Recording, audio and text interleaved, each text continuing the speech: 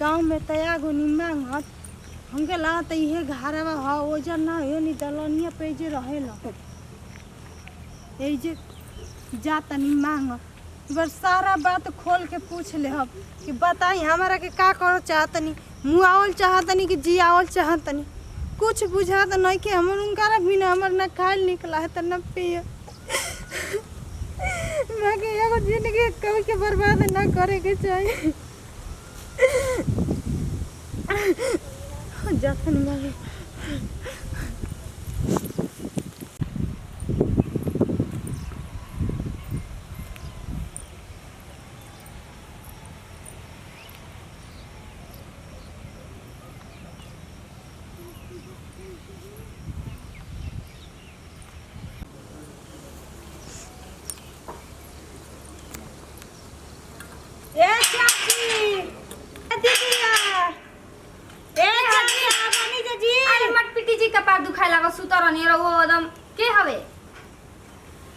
तनी देती न हमारा के तनी चाउर चाहे आटा दे देती अरे जाए ना जाके दूसर दुआर देखी हमन के कहां से अरे बहिनी हमर दू गो लइका खइला बिना रहता ओ संजान जइया उ का बरसात में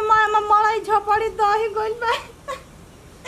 तनी अरे रो मत हो मैं हमार सास ससुर गइल बा रोपनी सोनी करे तू बड़ ताज गुले नहीं बहिनी ऐसे पाव भर आटा दे दे त दुइए गो रोटी बना हम कुछ नहीं जानता बे हम 3 दिन आइले होता ते मैं हमारे हाथ पे में दे से कुछ हम ना की छू सकत जा अपना हम नहीं और कनिया हनी ए तनी बात मानो बच्चे दुइए गो रोटी भर दे दे तू आटा चाहे चाउर कुछ तनी से दे दो अच्छा चलो गोड़ पर गिरा तनी अच्छा गोड़ पर मत गिरावा आवा है अंदर आवा कहां से करी हे जा बैठी नहीं जावा है ठीक बा कनी दुगो रोटी होई त चिमकी में बांध के दे दे तू बचिया ए जहां हम लेके आव तनी ज्यादा बकवास मत हल्ला करते रे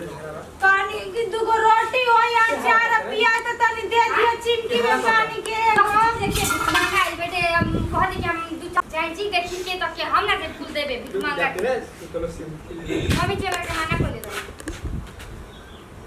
काजी बड़ा निक करता नी न रौरा खातिर बताई कौन है भेस धग माइल बनी धीरे धीरे बोल मने एगो रौरा का हो गई भौजी हरी ना ई कुल कौन धंधा उठा ले सो 2 महीना के रौरा नु टाइम देले रामी जी रौरा हाजी क्या है जी वो काहे सर के बतिया करनी लोगा हैं एक मांगे पानी में पेल दूं कल वाले काय कहां कर लिया हम चिन्ह तो नहीं चिन्ह नहीं तो काटे सर के बतिया करना मैं सुना नहीं हो कबे से उरोत रह से आपके पकड़ के देख रहे ना नहीं हम वो सब कुछ बात बताएंगे ना पहले तो हम चल जी अपने नहीं है समझ नहीं हम तो छोड़ी हमरा के हम तो हरा से प्यार कर फिर मांगे ले पता ना कहां कर लिया तने हम खाई कसम था कि केहू नहीं जान तो करे के हम अरे हम वो जन काटे सर के बतिया रह से आपके वो भी मांगे नहीं ना करत रह से हमरा के हां अच्छा का बताइले कल कि ओकर ना का सुनो ना हम पूछते हैं कि काहे से करत रुजा करो पर सच सच बताएं कि का माने फसली लगा के मर ढीली हमके मुआ दे अपन हाथली ले मुआ हमरा के पागल है मोइला से कहां के जुटी छात के हमरा घर में होते आज के बाद भिखमंगे घर में घुसे ही मत दे कोई को मत घर में आते का या तू बड़ी जन मेरे में तो तब अरे उधर कुछ बात नहीं खे कसम खाने तू काहे को बताओ तो मेरे के सच अरे भाई प्लीज मान बात जान दो काल भीख मांगे बताई कि ना रुआ हम रोवा हम के ना जानता नहीं बताई तो अरे सर जी मन बतियावत रहनी हां हम कहत तारा के आज के बाद कोनो भिखमंगे घर में घुसे ही मत दिख घुसला के का मतलब बाबू के क्या हो कि उमा नहीं तो हर कर सुनो प्यार कर ले प्यार करती ना तो इसने बात नाम से ना छुपती बताई ना का सच्चाई बाटे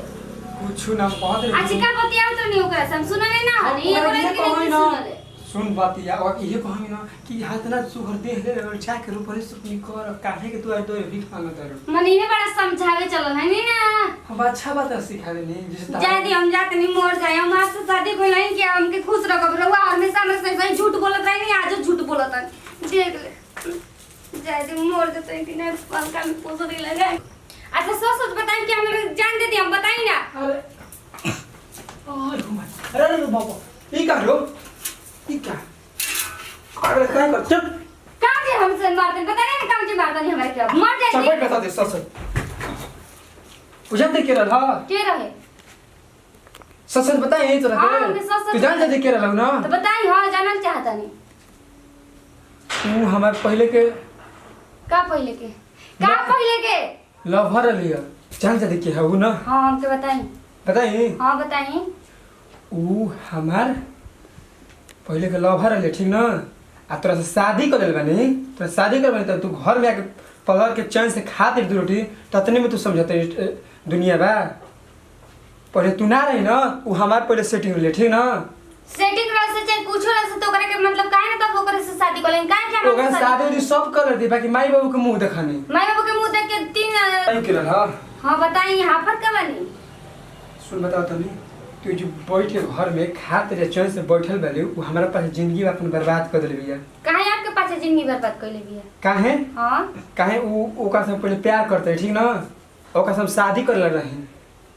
अच्छा शादी करल काहे ना करेनी, जब प्यार करते नहीं तो काहे ना करेनी शादी, काहे ना ओकर जिंदगी बर्बाद कइनी। हमारे गाय जा हम पता नहीं। ढेर तू ज्यादा मत बोल, तो बता दे ज्यादा मत बोल, ज्यादा बोलबी तो हम ओकरे के लिए घर में बैठा देब। लिया के बैठा दी, बल्कि हम तो ये चाहते बानी काहे से ओकरो जिंदगी बर्बाद करते नहीं, हमरो जिंदगी बर्बाद करते नहीं, अपनो करते नहीं। हम ये तो कहते काहे ना हमारे जरिए कोई दिन से आवत। मुझे बता दे तो। देखिए हम समझा दें तो काहे रुआ ऐसे कनी बताएं तो ओकरा से काहे ना शादी कर लेनी, काहे के ओकर जिंदगी बर्बाद करनी। बताइए आके कहां-कहां वो भीख मांगे जाई। ओती के हम मजबूरी रहला, माई बाबू के थोड़ा बात सुननी और इज्जत घर देखनी ठीक ना। ना देखत रही आज हमरा चलते अपन जिंदगी पूरा बर्बाद करके दुआरी कटोरा लेके चलती है। वो तो बात ठीक है कहता है जी, हम ना समझब तो के समझीबा, लेकिन ऐसे रहुआ के ना करे के चाहत बाकी है। हाँ अब ऐसा बात नहीं है, अब ओकरा के हम भुला गए बने। अब हम जवन भी प्यार करना तब तोहरा से प्यार करेंगे। तो ओकर अब का होई बताई, कबो सोचनी हां वो का करी, ओकर जिंदगी तो बर्बाद हो गेल ना, ओकर शादी ब्याह भइल ना कुछ, ओसे अब कहां जाई वो।